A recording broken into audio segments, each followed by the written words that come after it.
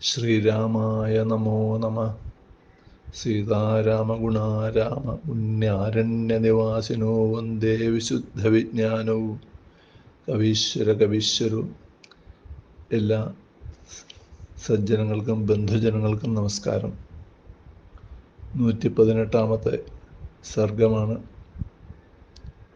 സീത അനസൂയ സംവാദം. അനസൂയ സീതയ്ക്ക് ചില സമ്മാനങ്ങൾ കൊടുക്കുന്നു. അനസൂയാദേവിയുടെ ഉപദേശങ്ങളൊക്കെ കേട്ടപ്പോൾ സീതാദേവി പറഞ്ഞു, ആര്യ പറഞ്ഞ വിവരങ്ങൾ എനിക്ക് മുമ്പേ അറിയാം. എങ്കിലും ആര്യയെപ്പോലുള്ള ഏറ്റവും ശ്രേഷ്ഠയായ, ലോകത്തിൽ തന്നെ ഏറ്റവും ശ്രേഷ്ഠയായ പതിവ്രതയിൽ നിന്ന് ഇങ്ങനെ കേൾക്കാൻ വളരെ സന്തോഷമുണ്ട്. ഇങ്ങനെ കേൾക്കുന്നതിൽ എനിക്കൊരു പ്രത്യേകിച്ച് അത്ഭുതമൊന്നുമില്ല. ഞാൻ ഇങ്ങനെ പറയുള്ളൂ.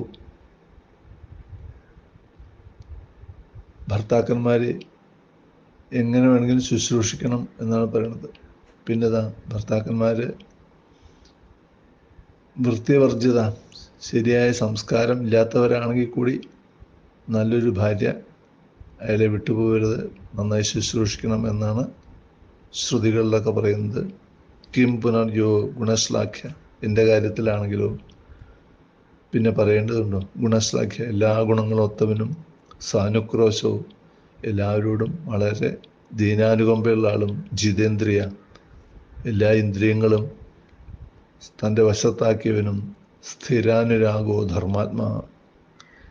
അനുരാഗം താൽക്കാലികമല്ല, സ്ഥിരമായി അനുരാഗമുള്ള ആളാണ് എല്ലാവരോടും, പ്രത്യേകിച്ച് എന്നോടും. ധർമാത്മാ, ധർമ്മം വിട്ട് ഒന്നും ചെയ്യൂല. മാതൃവൽ പിതൃവൽ പ്രിയ. ഒരു സ്ത്രീക്ക് സ്ത്രീയുടെ അച്ഛനെ മാതിരിയും അമ്മയെ മാതിരിയും സ്നേഹിക്കാൻ, വിശ്വസിച്ച് സ്നേഹിക്കാൻ കൊള്ളുന്നവനാണ് രാമൻ. അങ്ങനെ ശ്രീരാമൻ്റെ ഗുണങ്ങളങ്ങനെ പ്രത്യേകിച്ച് എടുത്ത് പറഞ്ഞു. കൗസല്യയെ പോലെ തന്നെ മറ്റ് സ്ത്രീകളെയും ആദരിക്കുന്ന ആളാണ് രാമൻ. വനത്തിലേക്ക് പുറപ്പെട്ടപ്പോൾ എൻ്റെ ശുശ്രൂഷ അമ്മായിയമ്മ, അതുപോലെ തന്നെ പാണിപ്രധാന വേളയിൽ എൻ്റെ അമ്മയും പറഞ്ഞ കാര്യങ്ങളൊക്കെ ഞാൻ ഇപ്പോഴും മനസ്സിൽ ധരിക്കുന്നു. പതിശുശ്രൂഷ തന്നെയാണ് സ്ത്രീകളുടെ തപസ്. സ്ത്രീകൾക്ക് വേറെ തപസ്സിനൊന്നും പോകേണ്ട കാര്യമില്ല. അത് ചെയ്താൽ തന്നെ ഭഗവാൻ പ്രസാദിക്കും എന്നാണ് പറയപ്പെട്ടിട്ടുള്ളത്. എപ്രകാരമാണോ സാവിത്രി, സത്യവാൻ സാവിത്രിയിലെ സാവിത്രിയാണ് ഉദ്ദേശിക്കുന്നത്, സ്വർഗത്തിൽ സ്ഥിരസ്ഥാനം പിടിച്ചു. അതുപോലെ തന്നെ ഹേ ആര്യെ, അനസൂയാദേവിയോട് പറയാണ്, താങ്കളും സ്വർഗത്തിലോ, ഇപ്പോൾ സ്വർഗസ്ഥയായിട്ടില്ല, മരിച്ചിട്ടില്ല, എങ്കിലും മരിച്ചു കഴിഞ്ഞാൽ സ്വർഗത്തിലെ സ്ഥാനം ഉറപ്പിച്ചവളായി ആണ് എന്ന് ഞാൻ മനസ്സിലാക്കുന്നു എന്നെല്ലാം പറഞ്ഞപ്പോഴേക്കും അനസൂയയ്ക്ക് വളരെ സന്തോഷമായി. സീതയെ അടുത്ത് വിളിച്ചു വരുത്തി മൂർധാവിൽ ചുംബിച്ചു. എന്നിട്ട് പറയാം, എനിക്ക് സന്തോഷം, എന്ത് വേണമെങ്കിൽ നീ ചോദിച്ചോളൂ, എനിക്ക് നല്ല തപശക്തി ഉണ്ട്, നിൻ്റെ ഇഷ്ടം എന്താണ് അത് പറയൂ.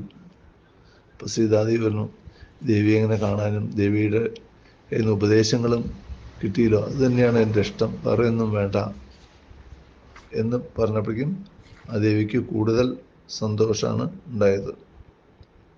അനസൂയദേവിക്ക് വളരെ പ്രീത തര എന്നാണ് പറഞ്ഞത്. വളരെ അധികം സന്തോഷമായിട്ട് ഞാൻ നിനക്ക് ചില കാര്യങ്ങളൊക്കെ തരുന്നുണ്ട്. ദിവ്യമാല, വസ്ത്രാഭരണങ്ങൾ, അംഗരാഗം, ഇതൊക്കെ ഞാൻ തരാം.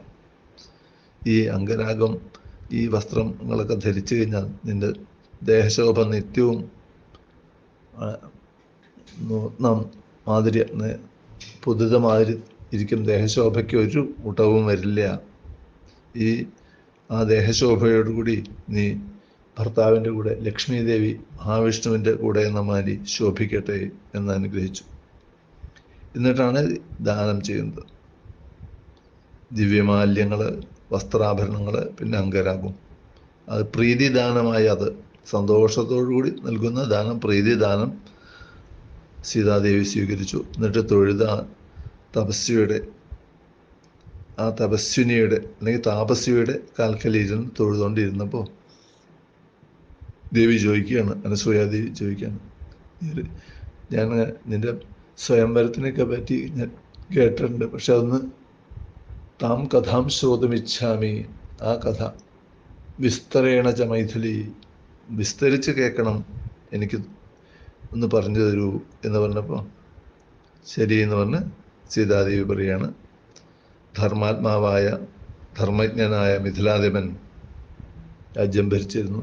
അദ്ദേഹം കലപ്പ കൊണ്ട് ഉഴവിന് പുറപ്പെട്ടു.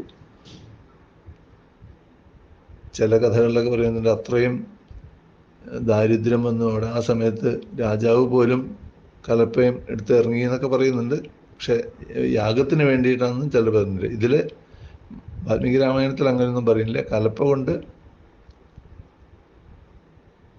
ഉഴവിന് പുറപ്പെട്ട സമയത്ത് ആണ് ഞാൻ നിലം ഉഴവ് ചെയ്ത ശേഷം മുഷ്ടിഹസ്തസ്യ, കയ്യിൽ വിത്തെടുത്ത് എറിയാണ്. വിത്ത് എറിയുന്ന സമയത്താണ് എന്നെ കണ്ടത്. പൊടി പിടിച്ച എന്നെ, ഭൂമി ഭേദിച്ച് എന്നെ അവിടെ അദ്ദേഹം കണ്ടതോടുകൂടി എന്നെ എടുത്തു. എന്നിട്ട് വേഗം എടുത്ത് മടിയിൽ വെച്ച് എൻ്റെ മകളാണത് എന്ന് വിചാരിച്ചു. അദ്ദേഹത്തിന് അതുവരെ മക്കളൊന്നുമില്ല. എൻ്റെ മകളാണെന്ന് അദ്ദേഹം മനസ്സിലങ്ങോട്ട് ഉറപ്പിക്കുകയും ചെയ്തപ്പോഴേക്കും ഒരു അശരീരി അവിടെ ഉണ്ടായി. അതെ, അങ്ങക്ക് ഇത് മകളാൽ തന്നെയാണ് ഇവിടെ സ്വീകരിച്ചുള്ളൂ എന്നുള്ളൊരു അശരീരി ഉണ്ടായി. അങ്ങനെ എന്നെ സ്വീകരിച്ച ശേഷം അദ്ദേഹത്തിന് പിന്നെ വലിയ വലിയ ഐശ്വര്യങ്ങളുണ്ടായി. രാജ്യം അഭിവൃദ്ധിപ്പെട്ടു. ലക്ഷ്മി ദേവിയാണല്ലോ. അപ്പോൾ എന്നിട്ട് അന്ന് മാത്രമല്ല മകളുണ്ട്. പിന്നെ അനീതിയായിട്ട് ഊർമിള എന്നൊരു മകളെ എനിക്കുണ്ടായി, മകള് അദ്ദേഹത്തിനുണ്ടായി. എന്നെ പട്ടമഹേഷിക്കാണ് അദ്ദേഹം കൊടുത്തത്. ഭാര്യമാർ കുറച്ച് പേരുണ്ടായിരുന്നു. അതിൽ ഏറ്റവും ശ്രേഷ്ഠമായിട്ടുള്ള പട്ടമഹേഷിക്ക് കൊടുത്തപ്പോൾ അവരും സ്വന്തം മകളെമാതിരി എന്നെ പാലന പോഷണങ്ങളൊക്കെ ചെയ്തു. അങ്ങനെ കുറച്ച് പ്രായമായപ്പോൾ വിവാഹ ചിന്ത വന്നു. ഇവളെ ആർക്കെങ്കിലും കൊടുക്കണമല്ലോ എന്നുള്ള വിഷമം വന്നു അദ്ദേഹത്തിന്. ഇവളെ വിട്ടുപോകണമല്ലോ എന്നുള്ള വിഷമം വന്നു. അതുപോലെ ഇത് നടത്തണമല്ലോ, എങ്ങനെ നടത്തും, അനുരൂപനായൊരു വരനെ കാണണ്ടേ എന്ന് ചിന്ത വന്നപ്പോഴാണ് അദ്ദേഹത്തിന് പിന്നെ ഓർമ്മ വന്നത്. വരുണൻ നൽകിയ ഒരു വില്ലുണ്ട് അദ്ദേഹത്തിനടുത്ത്. അത് സാധാരണക്കാർക്കൊന്നും അതെടുത്ത് തുലനം ചെയ്യാനോ പിന്നെ അത് ഞാനിടാനോ കുലയ്ക്കാനൊന്നും പറ്റില്ല. അങ്ങനെ രാജാക്കന്മാരുടെ ഒരു യോഗം വിളിച്ച് അതിൽ വെച്ച് പ്രഖ്യാപിച്ചു, ഇതാ ഇങ്ങനൊരു വില്ലുണ്ട്, അത് സമവായേ നരേന്ദ്രാണാം, നരേന്ദ്രന്മാരുടെ രാജാക്കന്മാരുടെ യോഗത്തിൽ വെച്ച് എല്ലാവരോടും പൂർവ്വം എല്ലാവരെയും വിളിച്ചു വരുത്തിയിട്ട് പറഞ്ഞു, ഇതം ജധനു ഉദ്യമ്യ സജ്ജം യക്കുരുതേ നര, ഈ വില്ലെടുത്ത് ആരാണോ ഇത് കുലയ്ക്കുന്നത് ആ കുലയ്ക്കുന്നവന് എൻ്റെ മകളെ നൽകും. പലരും ശ്രമിച്ചു, ഒന്നും നടന്നില്ല. കുറേ കാലം കഴിഞ്ഞു. അങ്ങനെ ഇരിക്കുമ്പോഴാണ് കുറേ കാലത്തിന് ശേഷം വിശ്വാമിത്രൻ അവിടെ വന്നു. ഒപ്പം രാമലക്ഷ്മണന്മാരുണ്ടായിരുന്നു. രാമന് ആഗ്രഹമുണ്ട് കാണാനെന്ന് പറഞ്ഞപ്പോൾ അച്ഛനത് കാണിച്ചു കൊടുത്തു.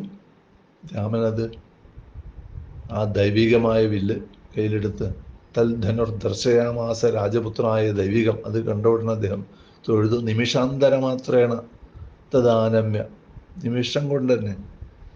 നാരായണീയത്തിലെ ശ്രീകൃഷ്ണൻ വില്ലൊടിച്ച കാര്യം പറയുന്നുണ്ട്. പ്രാഗൃഹ സമരോപയ കില സമാക്രാക്ഷി അഭാക്ഷീരപി എന്ന് പറഞ്ഞ മാതിരി കംസന്റെ വില്ല് വേണച്ചിട്ടൊടിച്ചതാണ്, ഇവിടെ അറിയാതെ ഒടിഞ്ഞു പോയി എന്നാണ്. അങ്ങനെ ഇടിവെട്ടുന്ന ശബ്ദം കേട്ടു. എന്നിട്ടാണ് ഞാനപ്പോൾ കാണുന്നത് അദ്ദേഹത്തിനെ.